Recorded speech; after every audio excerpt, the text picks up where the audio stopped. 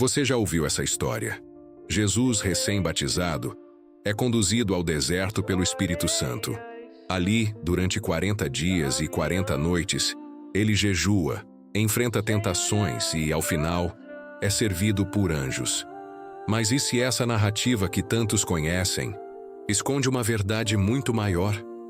E se esse retiro espiritual foi, na verdade, um momento de contato com inteligências não humanas? E se, nesse período obscuro da história sagrada, estiver escondido um dos maiores segredos da humanidade? Se os anjos que serviram a Jesus no final desses 40 dias não fossem anjos no sentido tradicional, mas entidades de origem cósmica, antigos deuses que já estiveram entre nós e moldaram civilizações inteiras, fique até o final deste vídeo, porque o que você está prestes a ouvir pode mudar completamente a forma como você entende a fé, a espiritualidade e o papel de Jesus Cristo na Terra.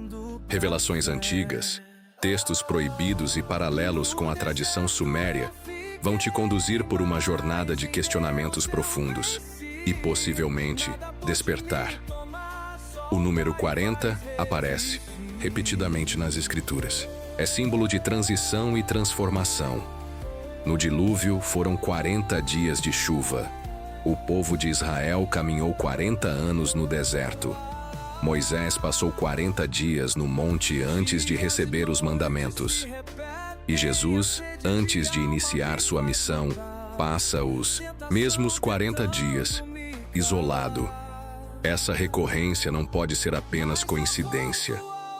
É quase como se houvesse um padrão universal, um protocolo de ativação espiritual. Mas o que exatamente aconteceu nesses dias? Os evangelhos são vagos. Dizem que Jesus foi tentado pelo diabo 3 vezes. Primeiro pela fome, depois pelo orgulho e por fim pela ambição. Mas o mais curioso não são as tentações em si, é o conteúdo delas. Jesus não foi apenas provocado, ele recebeu propostas. Ofertas de poder, controle sobre reinos, domínio sobre o mundo. Que tipo de entidade teria tal autoridade? Que tipo de criatura poderia prometer o mundo, se não alguém que já o possuiu em outro tempo? Para compreendermos a dimensão disso, precisamos olhar para trás, para muito antes da era cristã.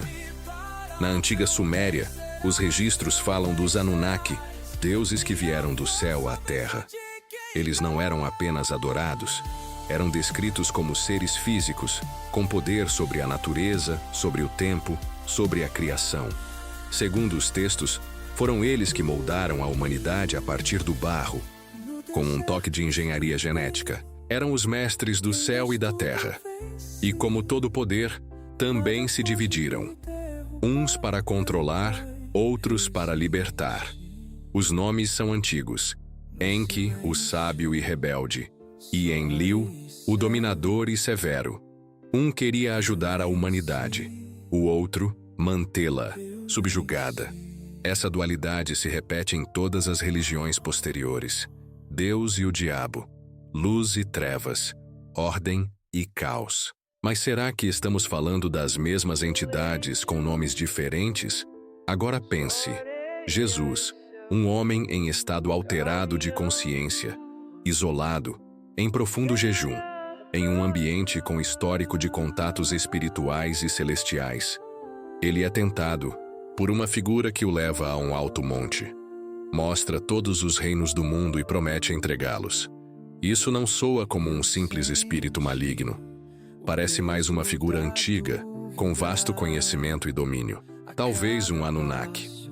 Você já se perguntou por que a Bíblia descreve tão pouco sobre o que realmente aconteceu nesses 40 dias? Por que não há relatos das visões, das vozes, das sensações? O que Jesus viu? O que ele ouviu? Por que os evangelistas silenciaram justamente essa parte da história? O deserto sempre foi um lugar de transformação. Moisés encontrou Deus em uma sarça ardente no deserto. Elias foi arrebatado aos céus em uma carruagem de fogo. O povo de Israel se purificou ali. O deserto não é um vazio, é um amplificador espiritual. Algumas teorias sugerem que regiões desérticas coincidem com pontos energéticos do planeta, linhas de força onde o contato com outras dimensões seria facilitado. E foi nesse ambiente que Jesus esteve. E se os 40 dias de Jesus do deserto forem, na verdade, um ritual de iniciação ancestral, um processo utilizado por culturas antigas para conectar os eleitos aos planos superiores, nas escolas de mistérios do Egito e da Mesopotâmia, os iniciados passavam por provações físicas e mentais extremas, não para provar fé, mas para ativar sua verdadeira consciência. Esses rituais eram guiados por seres que chamavam de mestres invisíveis, entidades de luz ou energia que conduziam o iniciado a estados profundos de revelação. Não é difícil imaginar que Jesus, o maior dos mestres, tenha passado por algo similar. O deserto seria, então, o espaço liminar entre o velho e o novo eu, entre o homem e o Cristo. Um dos maiores enigmas das Escrituras é o que elas escolhem não dizer. Por que omitir detalhes tão cruciais como o que Jesus sentiu, viu ou ouviu durante esses 40 dias? Quando comparamos os evangelhos canônicos com os apócrifos, o contraste é gritante. No Evangelho de Tomé, por exemplo, Jesus não apenas ensina, ele revela. Ele fala de dimensões ocultas, de portais internos, de que o reino dos céus está dentro de nós. Esse tipo de ensinamento vai além da religião institucional. Ele empodera o ser humano, e talvez por isso tenha sido excluído. O silêncio sobre o deserto não é falta de informação, é uma escolha. E toda escolha tem uma intenção. Imagine, em estado de profunda expansão espiritual, ele recebe propostas de poder de uma entidade superior e recusa. Essa recusa é mais do que simbólica. É uma declaração de guerra, uma ruptura com os deuses antigos, um novo caminho para a humanidade. E se a missão de Jesus fosse justamente essa, libertar a humanidade do controle invisível dessas entidades, ensinando uma nova forma de espiritualidade, não baseada no medo, mas no despertar interior? Se os Anunnaki realmente existiram, o que os diferenciava de nós?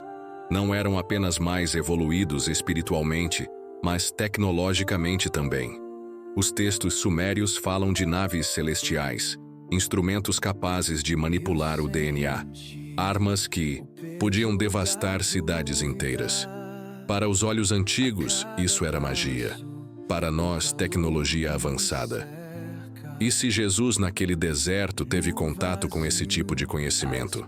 E se parte da sua missão foi não permitir que essa tecnologia voltasse a ser usada como instrumento de dominação? Ele poderia ter escolhido o poder, mas preferiu o caminho da luz. Isso diz muito sobre sua origem e seu propósito.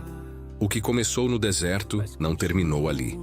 A recusa de Jesus às propostas recebidas ecoou até o Calvário. A cruz foi a consequência de uma escolha feita muito antes, quando ele preferiu libertar em vez de reinar. Esse gesto, que parece fraco, na verdade, foi a maior demonstração de força espiritual da história. O deserto não foi apenas preparação. Foi o campo de batalha onde Jesus venceu, em silêncio, aquilo que ameaçava toda a humanidade.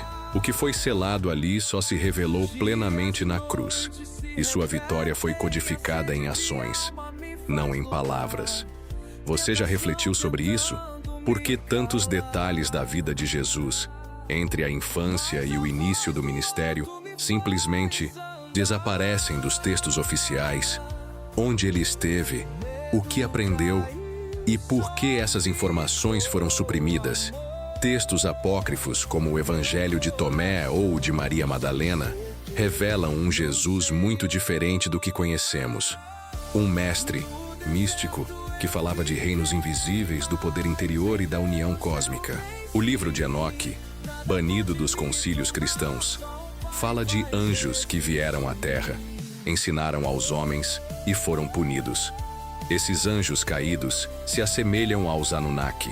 e são descritos como seres de luz com conhecimento vasto, mas intenções ambíguas. E se Jesus conheceu essa história? E se durante os 40 dias no deserto, ele foi confrontado com esse legado e escolheu romper com ele? Seria esse o verdadeiro motivo de sua crucificação?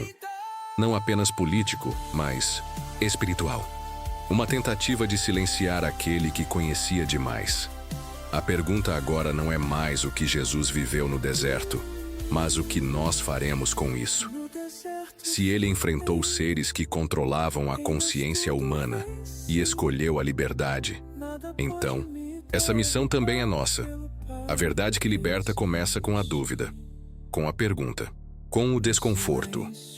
Quando questionamos, algo dentro de nós acorda, e esse despertar é contagioso. Por isso vídeos como este incomodam, mexem, viram chaves. Não é sobre convencer, é sobre acender. Jesus não queria seguidores cegos, queria despertos. E talvez seja por isso que ele começou sua missão, sozinho no deserto.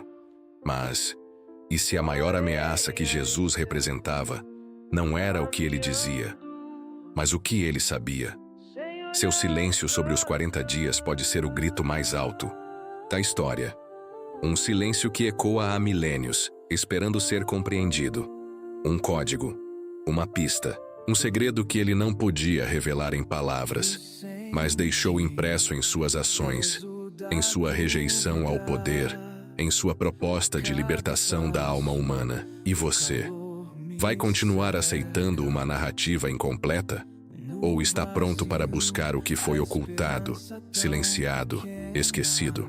Porque talvez a missão de Jesus não tenha terminado na cruz. Talvez ela continue viva, em todos que ousam caminhar pelo próprio deserto interior em busca da verdade. Obrigado por assistir esse vídeo. Pedimos que se inscreva em nosso canal e curta esse vídeo. Ative também o sininho das notificações para ser avisado sobre nossas postagens. Até o próximo vídeo.